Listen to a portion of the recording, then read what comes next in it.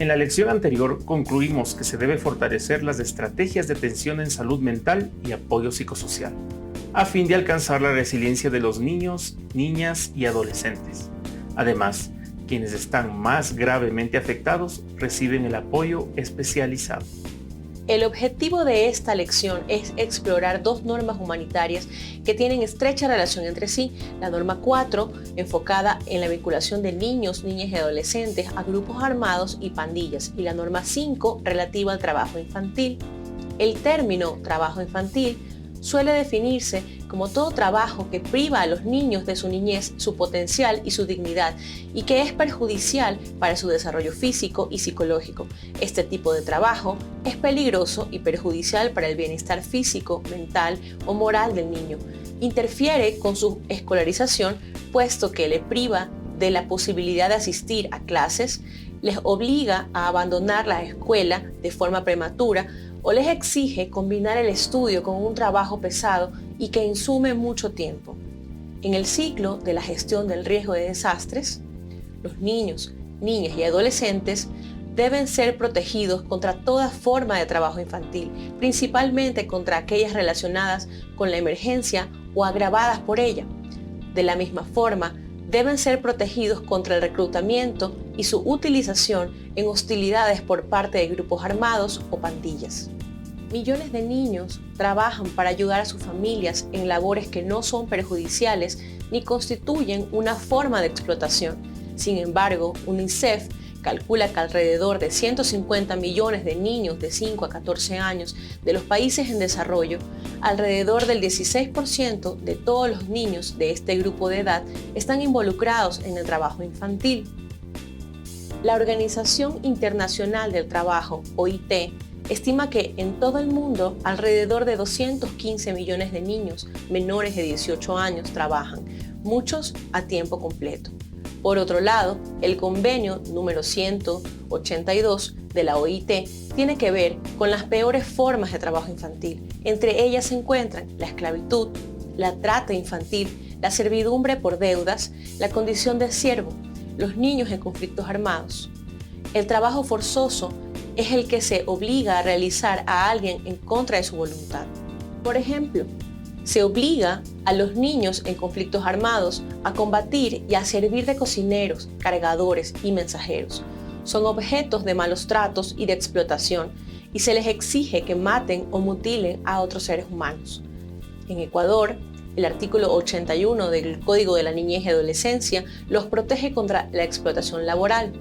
En esta lección veremos cómo prevenir el trabajo infantil antes de un desastre y cómo responder cuando un desastre ocurre y niños, niñas y adolescentes se encuentran en mayor vulnerabilidad. Para prevenir el trabajo infantil es necesario recopilar y analizar la información sobre la situación de trabajo infantil en el país, identificando las fuentes de trabajo prohibido que se agravan con la emergencia e identificando a los niños, niñas y adolescentes que estén en mayor riesgo. Fortalecer la coordinación del Sistema Nacional de Protección Integral de la Niñez y Adolescencia, particularmente entre quienes se encuentran involucrados en el monitoreo y respuesta al trabajo infantil en caso de emergencia o desastre. Adoptar leyes y políticas públicas para dar cumplimiento a los tratados internacionales adoptados en la OIT, especialmente el Convenio 138, sobre la edad mínima de admisión de empleo, y el 182 que se mencionó anteriormente, mismo que fueron ratificados por Ecuador. En la respuesta a desastres se debe garantizar que se contemplen acciones para prevenir toda forma de trabajo infantil, en particular los trabajos prohibidos o peligrosos. Como parte de estas acciones se debe capacitar a todos los actores involucrados en la protección de la niñez y adolescencia sobre las diferentes formas de trabajo infantil, con énfasis en la prevención de los trabajos prohibidos y peligrosos. Establecer programas sociales y económicos que contrarresten las causas del trabajo infantil. Por ejemplo, la inserción laboral para los miembros adultos de las familias en riesgo. Crear programas integrales de atención y seguimiento a los niños, niñas y adolescentes involucrados o en riesgo de verse involucrados en trabajo infantil, Estos programas deben brindar apoyo tanto a los niños, niñas y adolescentes como a sus familias. Finalmente, dar prioridad a restablecer los sistemas de salud, educación, protección social, los cuales disminuyen la vulnerabilidad de niños, niñas y adolescentes.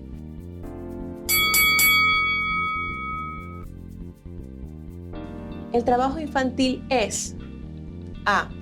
Todo trabajo que priva a los niños de su niñez, su potencial y su dignidad y que es perjudicial para su desarrollo físico y psicológico.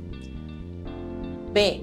Beneficioso para el bienestar físico, mental o moral del niño porque no interfiere en su escolarización.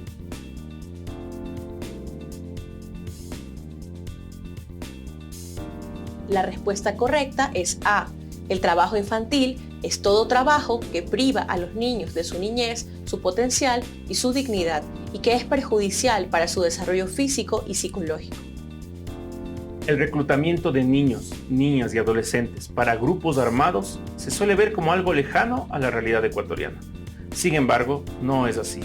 Existen varios casos de niños, niñas y adolescentes que fueron reclutados por grupos armados organizados que operan en territorio colombiano.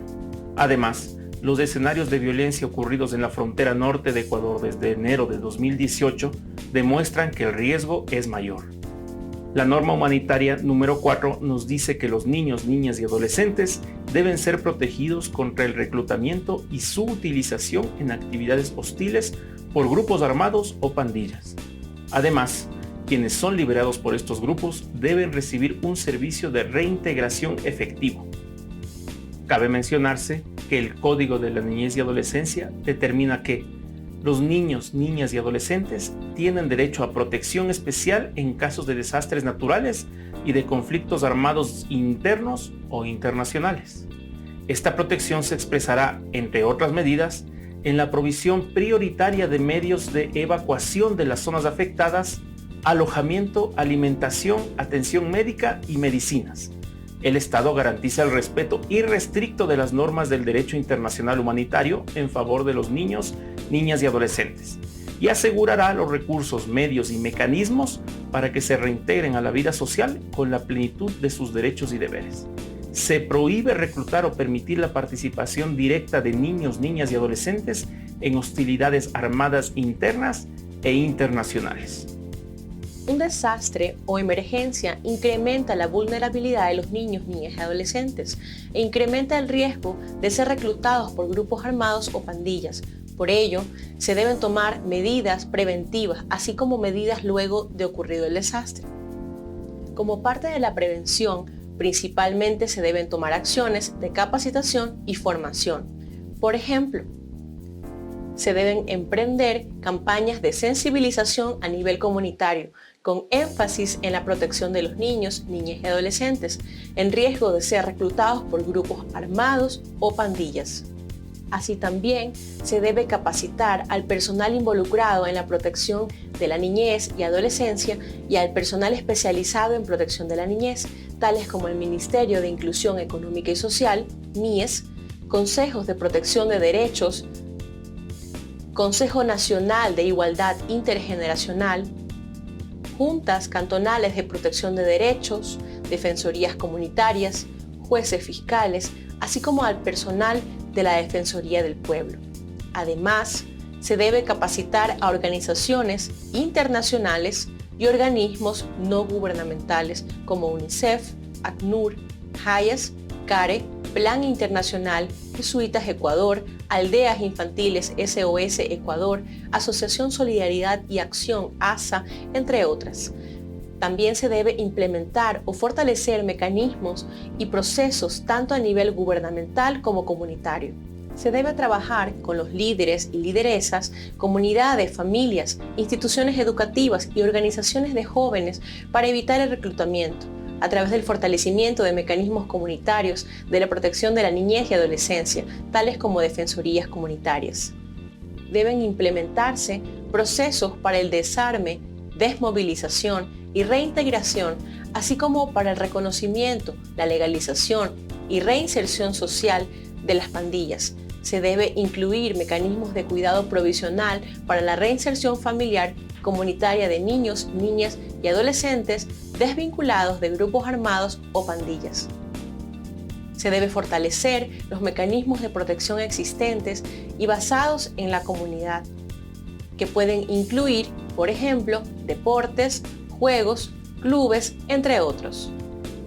Luego de un desastre, las acciones de capacitación siguen siendo una prioridad, pero además se debe coordinar y cooperar efectivamente entre todos los actores que trabajan en la prevención del reclutamiento de niños, niñas y adolescentes en grupos armados o pandillas, en su liberación y la provisión de asistencia para su reintegración con el fin de asegurarse de que todos los programas se complementen entre sí.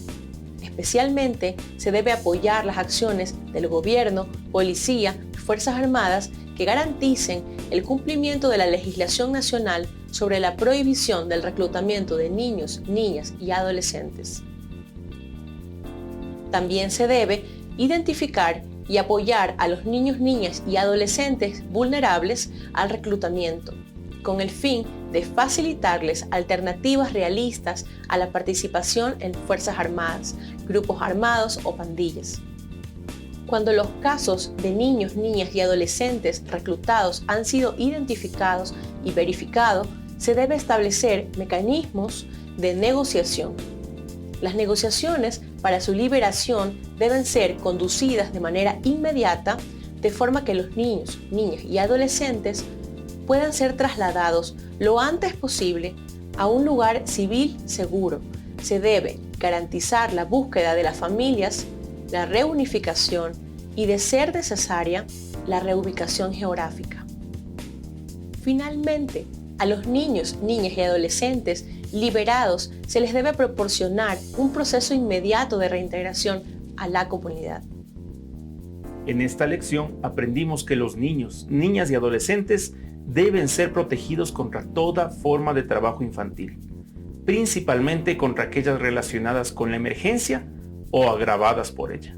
De la misma forma, deben ser protegidos contra el reclutamiento y su utilización en hostilidades por parte de grupos armados o pandillas.